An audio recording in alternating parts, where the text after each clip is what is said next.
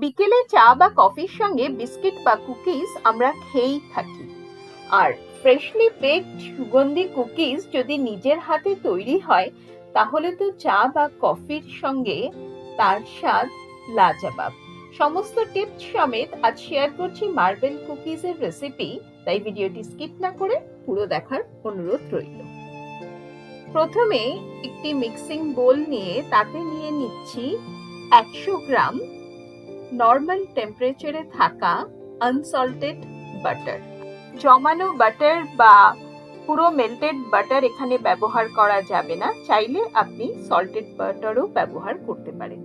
এবারে একটি হ্যান্ড হুইস্কারের সাহায্যে খুব ভালোভাবে মিনিট 5 থেকে 7 বাটারটাকে একটু ফেটিয়ে নিতে হবে।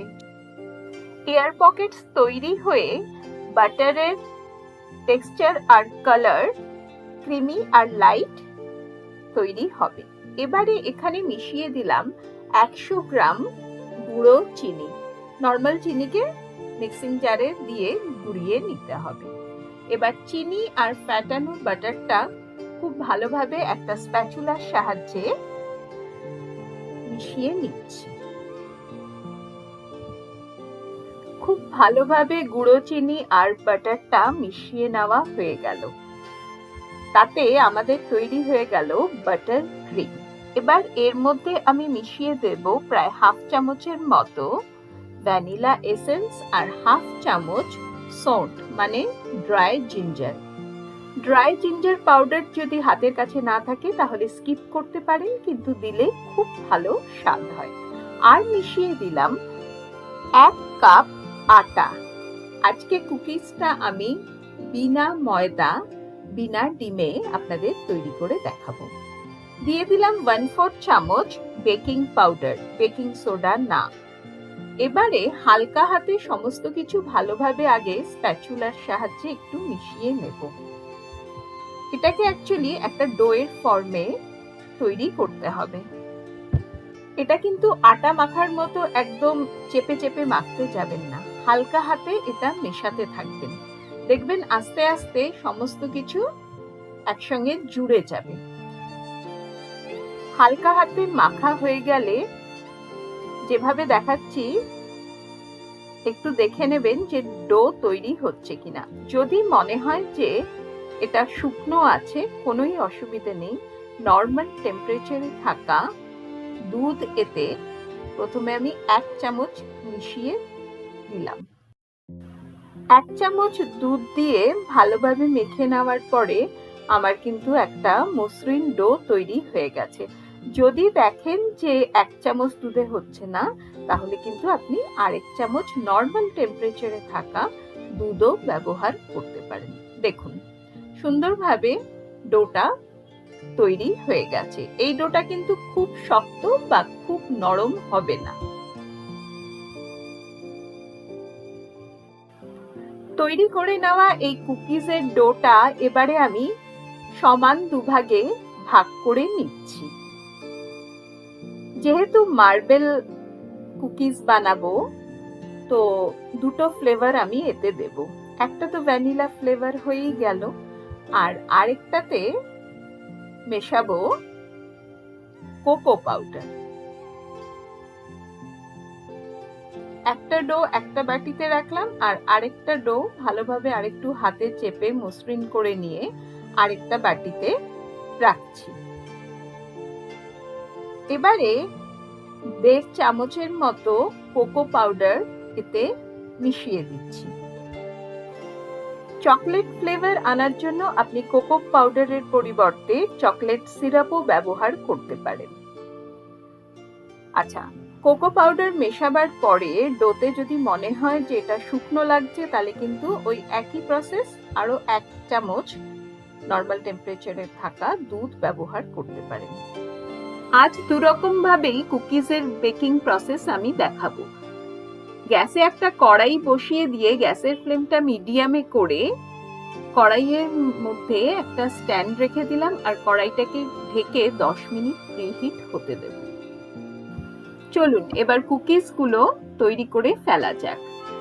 চকলেট মন্ডটার থেকে অল্প অল্প করে কিছুটা হাতে নিয়ে সুন্দরভাবে ছোট ছোট গুলি বা মার্বেলের মতো আমি চকলেটের বলস তৈরি করব। বেশ অনেক কটাই কিন্তু তৈরি হবে। হাতে কিন্তু কোনো রকম আমি ঘি বা বাটার বা তেল মাখাইনি, এগুলো কিন্তু এই মন্ড থেকেই বের হওয়া বাটার।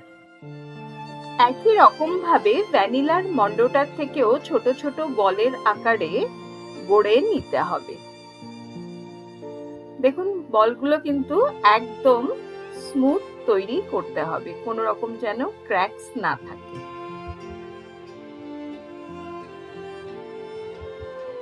চকলেট আর ভ্যানিলার বল তৈরি হয়ে যাওয়ার পরে এবারে আমরা দেখে নিই কিভাবে কুকিজ গড়ে নেব। এটা কিন্তু ভীষণ মজার। একটা ভ্যানিলার বল আর একটা চকলেট বল, একটা ভ্যানিলার বল আর একটা চকলেট বল, এভাবে পরপর সাজিয়ে নিচ্ছি। নিয়ে এবারে যেভাবে দেখাচ্ছি হাতের সাহায্যে প্রত্যেকটা বলকে একসঙ্গে লাগিয়ে একটার গায়ে আরেকটাকে ভালোভাবে চেপে লাগিয়ে নিতে হবে। তারপরে হাতে তুলে ঘুরিয়ে ঘুরিয়ে, যেমন আমরা লাড্ডু বা কিছু পাক দিই সেভাবে কিন্তু চেপে চেপে খুব ভালোভাবে এটাকে একটা কুকিজের শেপে নিয়ে আসতে হবে। আমি দু রকম প্রসেসে কিন্তু আপনাদের কুকি বানানো দেখাচ্ছি। এক, এইভাবে তৈরি করে নিতে পারেন, থেকেও আরেকটি সহজ প্রসেস আছে। আচ্ছা, কুকিজের পাশগুলোকে এরকম হাতে চেপে চেপে একটু ঠিকঠাক গোল শেপ দিয়ে নেবেন। পরের প্রসেসটা হচ্ছে কিছুই না, ওই রকমই ভ্যানিলা আর চকলেট বলগুলোকে হাতে নিয়ে ইচ্ছে মতো ঘুরিয়ে পাক দিয়ে নেওয়া।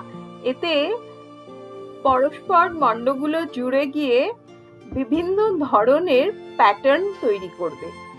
তারপরে একটু চেপে নিয়ে পাশগুলোকে হালকা হাতে একটু সেট করে নেওয়া, তাহলেই হলো।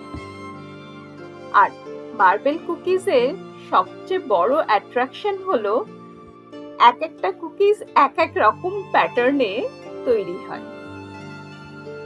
বাচ্চাদের কিন্তু এই ডিফারেন্ট প্যাটার্নের কুকিজ দেখতে এবং খেতে দুটোই পছন্দের। একই রকম প্রসেসে সবকটা কুকিজ আমার তৈরি করে নেওয়া হয়ে গেল। এবারে একটা থালা নিয়ে তাতে বেশ কিছুটা সাদা তেল আমি গ্রিস করে নিচ্ছি। কড়াই আর ওভেন দুটোতেই কিন্তু আজকে আমি কুকিজ বেক করা দেখাবো। এবারে কুকিজগুলোকে থালার মধ্যে এক এক করে সেট করে নিচ্ছি। এখানে একটা কথা মাথায় রাখতে হবে, দুটো কুকিজের মধ্যে কিন্তু একটু দূরত্ব রাখতে হবে, কারণ কুকিজ বেক হয়ে ফুলে অনেকটা বড় হয়ে যাবে। থালার ধারেও কিন্তু অল্প অল্প জায়গা ছেড়ে রাখতে হবে। এভাবে সমস্ত কুকিজ গুলোকে আমি থালায় সেট করে নিচ্ছি। নিজের হাতে তৈরি এই কুকিজ গুলোর দেখবেন স্বাদই আলাদা। আর তাছাড়া একটা অন্য ধরনের ভালো লাগা তো রয়েইছে বাড়ির সবাইকে নিজের হাতে তৈরি কুকিজ খাওয়ানোর। ওভেনে কুকিজ বেক করতে গেলে 180 ডিগ্রিতে 10 মিনিট ওভেনকে প্রিহিট করে নিতে হবে। তারপর একই রকম প্রসেসে বেকিং মোল্ডকে গ্রিস করে কুকিজ দিয়ে দেব আর ওভেনে বেক হতে দেব। আচ্ছা, এখানে সবচেয়ে ইম্পর্টেন্ট, কুকিজের বেকিং টাইম জেনারেলি 20 থেকে 25 মিনিটের মধ্যেই হয়ে যায়, কিন্তু এটা ডিপেন্ড করে অনেক ক্ষেত্রে কুকিজের সাইজ আর থিকনেসের ওপর, তাই 5-7 মিনিটের এদিক ওদিকও হতে পারে। এবারে সেট করে আমি মিনিট 20 জন্য ওভেনে কুকিজ বেক হতে দিলাম। অপরদিকে এখানে কিন্তু কড়াইও ভীষণ ভালোভাবে গরম হয়ে গেছে। এবারে কড়াইয়ে থালাটা রেখে ঢাকা দিয়ে আবারও মিনিট 20 জন্য বেক হতে দেব।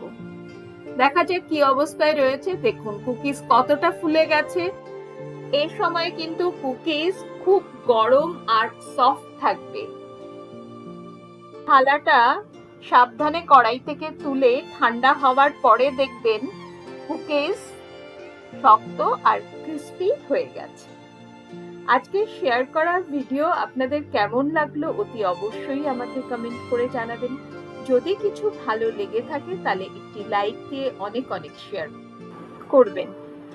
চ্যানেলে নতুন বন্ধু হলে চ্যানেলটিকে সাবস্ক্রাইব করে নেওয়ার অনুরোধ রইল, যাতে যখনই আমি নতুন আর অভিনব সব রান্নার রেসিপি আপলোড করব আপনাদের কাছে নোটিফিকেশন পৌঁছে যাবে।